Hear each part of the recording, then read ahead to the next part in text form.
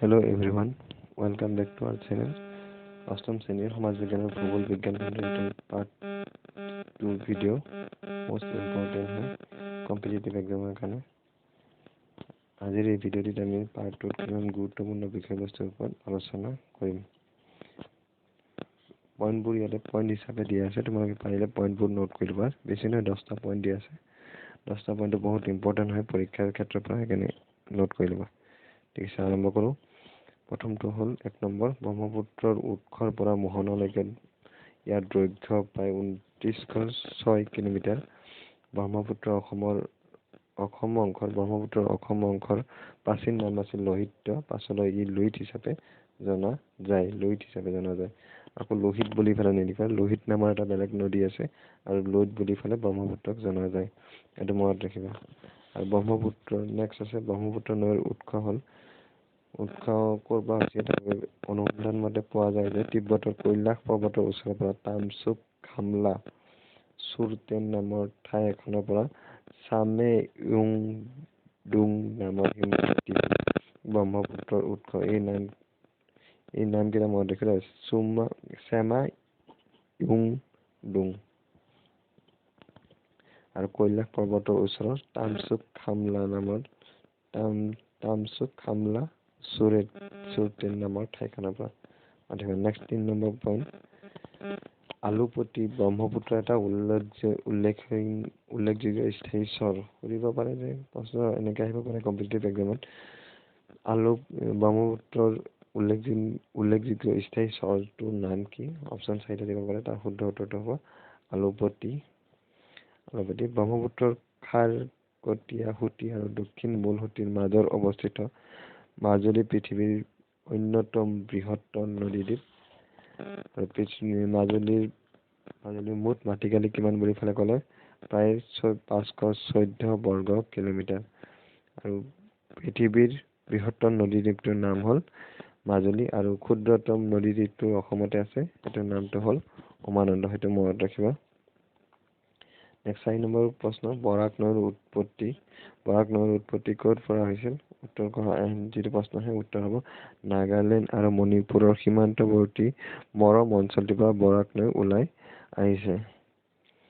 আৰু ইয়াত 2টা পইণ্ট দিয়া আছে, ফুল form of GPS and GIS। Full form of GPS হ'ব গ্ল'বেল পজিচনিং চিষ্টেম, আৰু GIS ৰ ফুল ফৰ্ম হ'ব জিঅ'গ্ৰাফিকেল ইনফৰমেশ্যন চিষ্টেম। সৰু পইণ্টবোৰ মনত ৰাখিবা দেই। ব্ৰহ্মপুত্ৰ নৈ ক'ৰ পৰা উৎপত্তি হৈছিল, বৰাক নৈ ক'ৰ পৰা উৎপত্তি হৈছিল, পৃথিৱীৰ বৃহত্তম নদীদ্বীপটোৰ নাম কি, ক্ষুদ্ৰতম নদীদ্বীপটোৰ নাম কি, আৰু সিহঁতৰ মাটিকালি কিমান, এইবোৰ মনত ৰাখিবা। নেক্সট 4 নম্বৰ 5 নম্বৰ হ'ল, এতিয়া 6 নম্বৰ পইণ্টটো থাকি গৈছে ন, এইটো 5 নম্বৰ হ'ব লাগিছিলে আৰু এইটো 6 নম্বৰ হ'ব লাগিছিল। নেক্সট আমি 7 নম্বৰ পইণ্টত আগবাঢ়ো। আটাইতকৈ প্ৰাচীন মানচিত্ৰটো উদ্ধাৰ হৈছে মেচপটেমিয়া আছে, বৰ্তমানৰ ইৰাক আছে।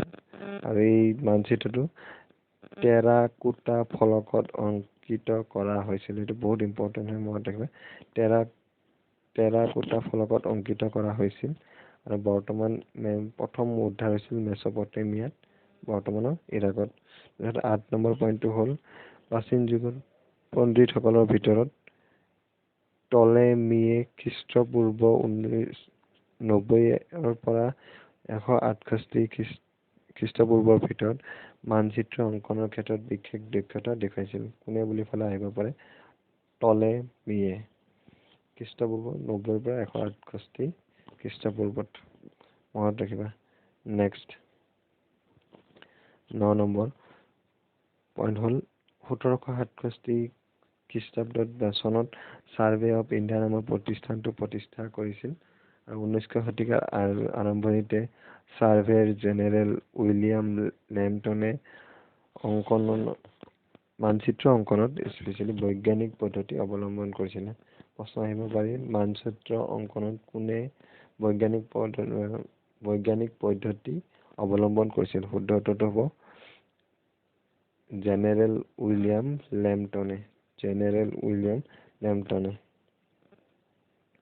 ইয়াৰ পিছত ভৌগোলিক খণ্ড শেষ হ'ব। তাৰপিছত আমি ভক্তি আন্দোলনৰ বিষয়ে সবিশেষ আলোচনা কৰিম। তাৰে এটা পইণ্ট ইয়াতে দিয়া আছে, আলভাৰ্ছ আৰু নায়নাৰ সম্প্ৰদায়ৰ ভক্তি আন্দোলনত সমাজৰ সকলো লোকে যেনে শ্ৰমিক, কৃষক, কুমাৰ, চিকাৰী, আনকি অস্পৃশ্য লোকসকলো জড়িত হৈ পৰিছিল।